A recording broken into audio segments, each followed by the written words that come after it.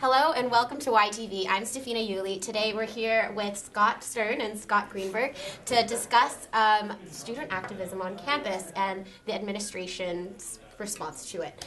Thank you for being here, Scott. So just a fun question first. On a scale of 1 to 10, how would you rate the Yale administration? In terms of what? In terms of, let's go generally, but especially with, responding to student activism on campus. Well, in terms of responsiveness, I'd have to give them about a 4. I'd probably give the administration about a 9 in responsiveness. 9, okay. So Scott Greenberg, one thing that you wrote in your column was that you can think of 8 instances in which students communicated concerns to administrators and that the university responded, accordingly. And can you tell us a little bit about what these instances are? Sure. Well, I don't know if I can remember all of them just here on the spot, but there's the new alcohol policy, which students pushed for in forums and through YCC for a whole long while. Right. The university implemented that at the beginning of this year. Several changes to the academic calendar that students have pushed for, lengthening reading period, which we saw this year. There was the decision of Yale Health to cover sex reassignment surgeries after several opinion columns had been written in the Yale Daily News and letters were sent. More recently, this has happened even since the column was written. The university has decided to extend gender-neutral housing to sophomores after a concerted push by the YCC about that. And I think we've seen time and time again that when students make their opinions known respectfully to the administration, through writing columns, through YCC channels, through seeking personal meetings, etc., the administration doesn't always act on them because the administration has other priorities besides doing exactly what students want. But I think that we've seen that the administration has been very responsive to students. Okay, and Scott Stern, what's your assessment of these cases? Were you satisfied? What are your feelings? Well, I think in some cases they ended well. But I'd cite a lot of those examples as examples of the administration's intransigence. I think that gender-neutral housing is a great idea. It's such an easy thing, and students have been calling for it for literally years. And the administration has dragged its feet. They've essentially made up excuses.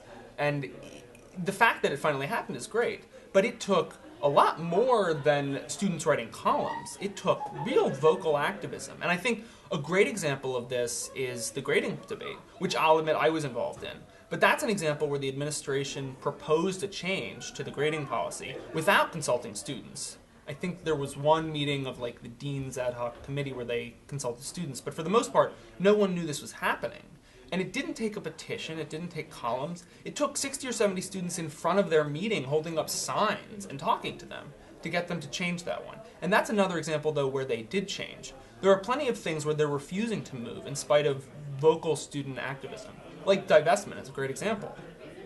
So do you think that there's a sense that the Yale administration only pays attention to, media-heavy, sort of big, hot-button issues? I think that we're looking at the Yale medical schools facing a sex discrimination issue, and that's only come to the fore now because it ran in the New York Times. If it hadn't, I don't think they would be doing anything. In fact, I'm sure there are professors there who could attest to the fact that this is not a new issue, and they just haven't acted on it. But I think that using evidence that they have sometimes responded to calls for action as evidence that they're really responsive is ahistorical. It's like saying the fact that the government passed the 19th Amendment is evidence that they really wanted to give women the vote, and ignoring the 75 years of suffrage.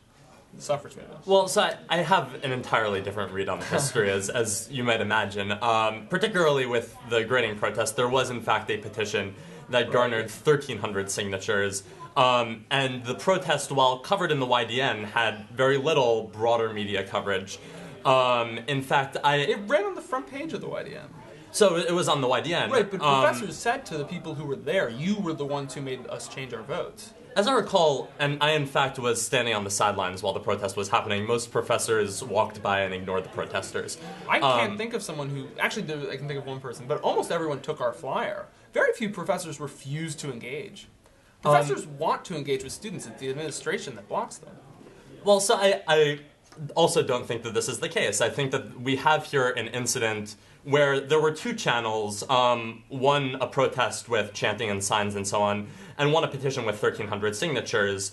And at the end of the day, we can't actually be sure what pushed the administration and the professors who, by the way, were the ones making the decision here. But what we can say was that one of those two methods of engaging was more in line with the type of rational discourse that we try and encourage at the university, talking about ideas rather than chanting things. Right, but rational discourse doesn't work. I mean, think about how long people fought for, say, suffrage, or fought for civil rights in nice, polite, closed-door meetings. It took activism to accomplish these things. I cannot think of an example of people in positions of power changing the status quo of their own volition. They always have to be forced into it. That's just the way things work. So it's very interesting that the comparisons that Scott is drawing is to civil rights and suffrage, because I think that this presumes that there is a hostile relationship at Yale between people with a lot of power and people with very little power. And in fact, I think that you need this presupposition to draw analogies. But I don't think that Yale students are really oppressed in any way. I think that we have significant evidence that the administration is more than willing to hear students' voices. And if the question is in whose interest is the administration acting, Yale's a nonprofit organization. The administration has many stakeholders, and therefore administrators ought to and probably do listen to many of their stakeholders.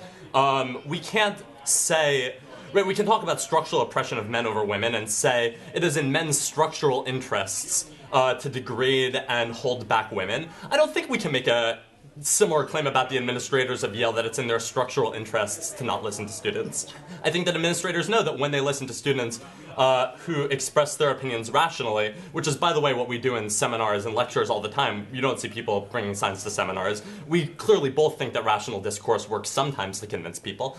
I think it serves a role, as does more vocal activism. But I think that you cannot divorce the progress made by activism from the activism itself. I just think it's ignoring evidence right in front of you because it's much more polite and much more respectable to only see, you know, the nice meetings and the petitions and that sort of thing. I mean, but you're saying that you don't see students oppressed. Oppression might be a strong word. But how would you feel if you're a transgender student and they're telling you, well, we're making decisions about who you can live with and who you cannot? There are still colleges here that have frocos that are allotted based on what your gender is. Men get male males get male frocos, females get female frocos. But if you don't conform to the gender binary, how would that make you feel? I don't know a word for that isn't oppressive. And when you talk about, are they bound by structural constraints? I'm not sure I would say that, but I think sometimes they act in economic self-interest. There's a great example. Students were fighting for divestment from South Africa for many years, and it didn't happen, and the speculation now, although of course we weren't in the meetings because we're excluded, is that it was the corporation members' economic interests in South Africa. And there's a very good parallel to be drawn to divestment now from fossil fuels, where corporation members are sometimes CEOs of fossil fuel companies or still on the boards at fossil fuel companies. Of course they're not going to divest. So, I mean, I don't completely see the line between what you've just said and sort of various conspiracy theories that we draw about all sorts of people. Those aren't conspiracy theories, but I'm saying that they have a reason not to listen to students, and it's not because of structural forces beyond any of our control. It's because they want to make money, or it's because it's easier not to act. Okay, so sort of on that note, you wrote that the Yale administration does not derive its legitimacy from the general will of the student body. And so what do you guys think for whom or what does it derive its legitimacy?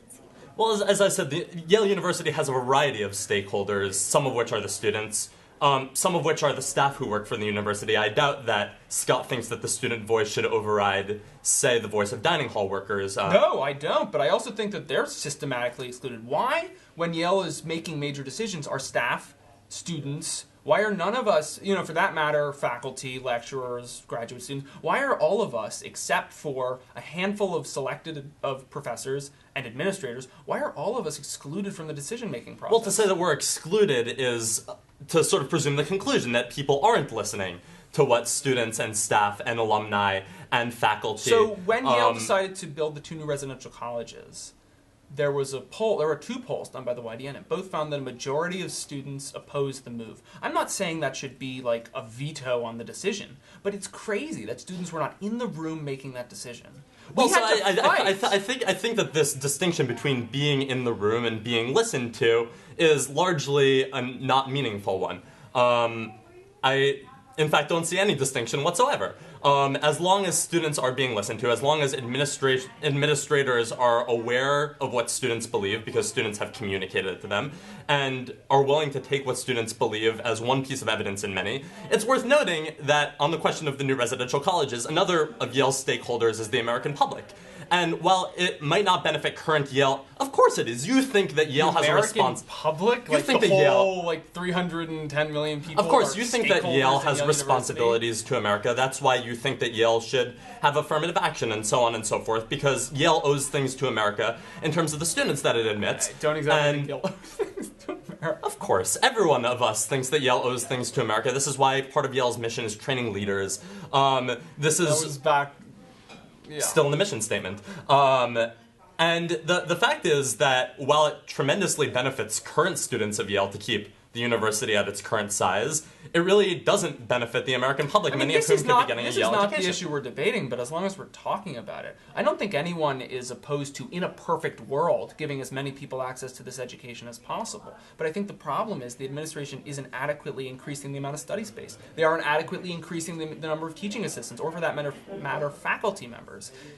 So going back to sort of the administration, so people talk about the university listening or not listening to the student voice, but what does that look like in practice?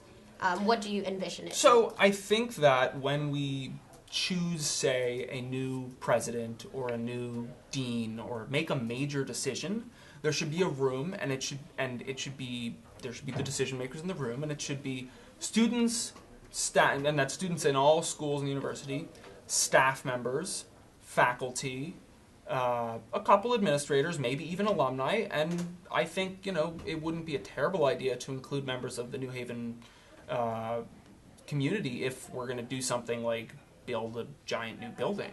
I think that we should get everyone who's going to be affected in a room and have them all make a decision. It's a much more democratic and frankly fair process, rather than having something more autocratic. Sure, I think that decisions should be made by those who are most competent to make decisions, and that it's incumbent on those who are making decisions to seek out input from as many people as possible, which we've, by the way, seen in the recent dean search and in the presidential search before. The recent dean search featured one student from the graduate school and one undergraduate student. It had no staff members. It had no New Haven community members. It had... I can't think of, and that is an example of, it took some columns in the YDN and some meetings, and I believe calls from the YCC. All sorts of rational discourse is what you're saying. Well, it took years, and that there wasn't any chanting. There were no signs. There was a confrontation with the when there was the presidential search committee for President Salve, and there were no students involved in that process. There was a confrontation with the people who made the decision.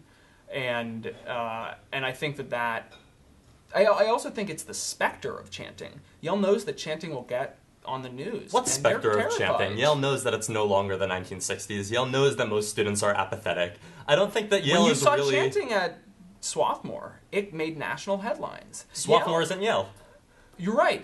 National papers care a lot more about Yale because there's this weird name thing that they'll cover anything. They'll cover the poopatrator. They'll cover anything. And Yale is scared of that. If you don't see that, then I don't think that blackmailing Yale University through... Well, but that's what activism is. It's not, I don't know if blackmail is the right word, but it's putting pressure on them, because without pressure, there is no progress. What then is the ideal relationship between the university and the students that may be? I think it's the relationship we have now. Oh, the relationship we have now. The relationship we have now, where every group of the university has channels to communicate their opinions and beliefs to the administrators. We have a YCC that meets weekly with both the president of Yale College and the dean of Yale College. We have the YDN, who sends a reporter to the president's office and the dean's office every week. We have... Dean Holloway has been meeting with students basically bi-weekly throughout the fall semester. I gave him a piece of my mind in October about an issue that I care about. He listened and responded and told me that he appreciated what I had to say.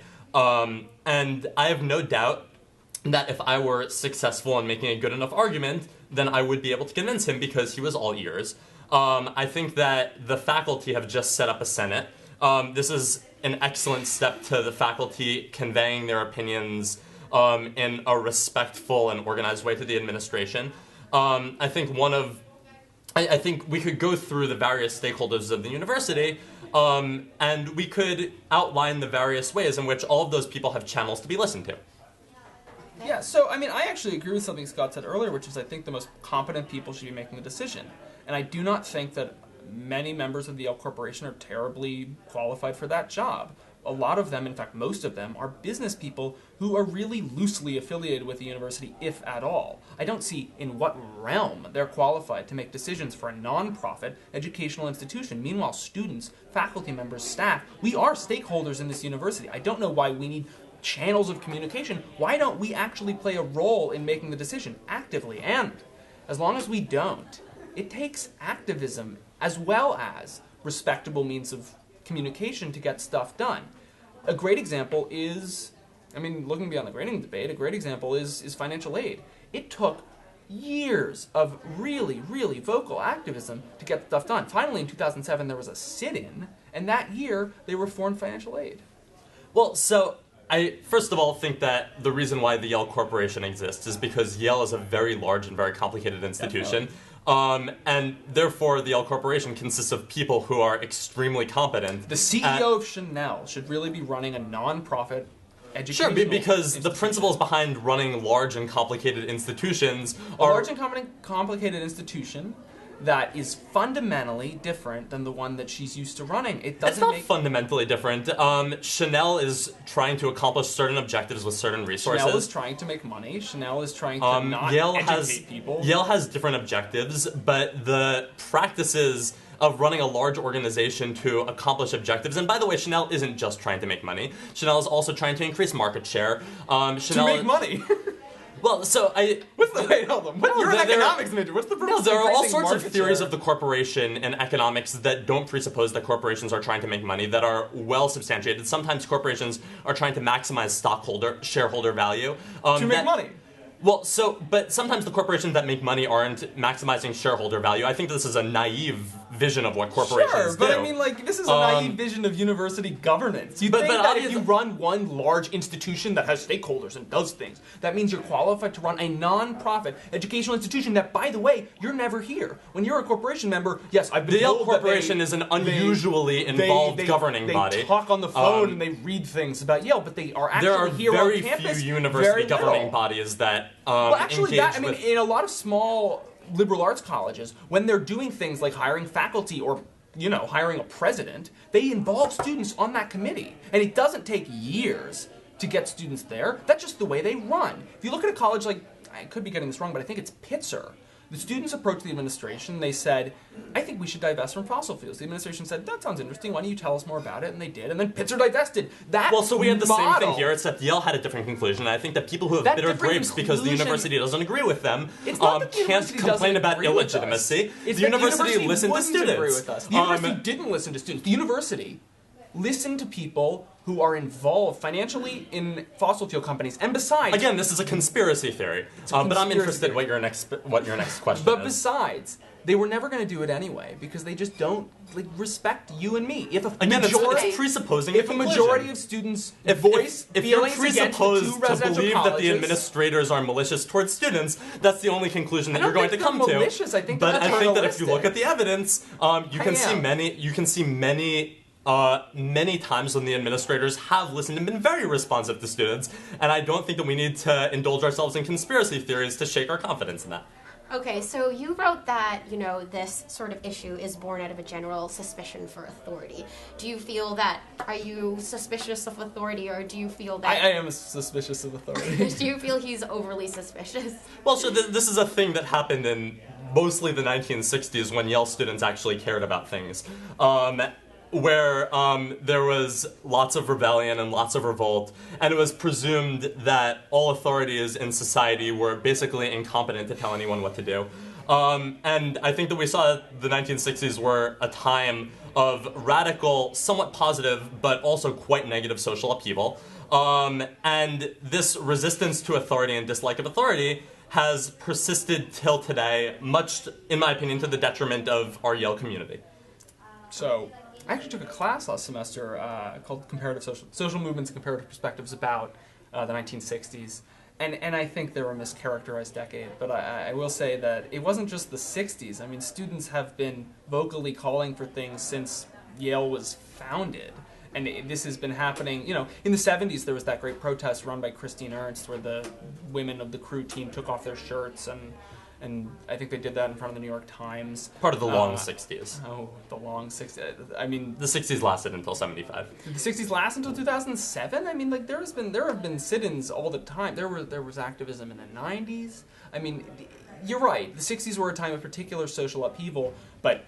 on the whole, it was really good. Lots of really great stuff got accomplished. Like, the gay rights movement started as an institutional thing in the late 60s. Certainly the civil rights movement, certainly second wave feminism. I'm not worried about those things not using the proper respectable channels. The gay rights movement, which were all cases of actual oppression. If you look at but you have to have a historical perspective on this. People back then did not see these things as actual oppression. They weren't thinking, this is oppression, but this is working out really well for me. The current situation at Yale University for students is actual oppression?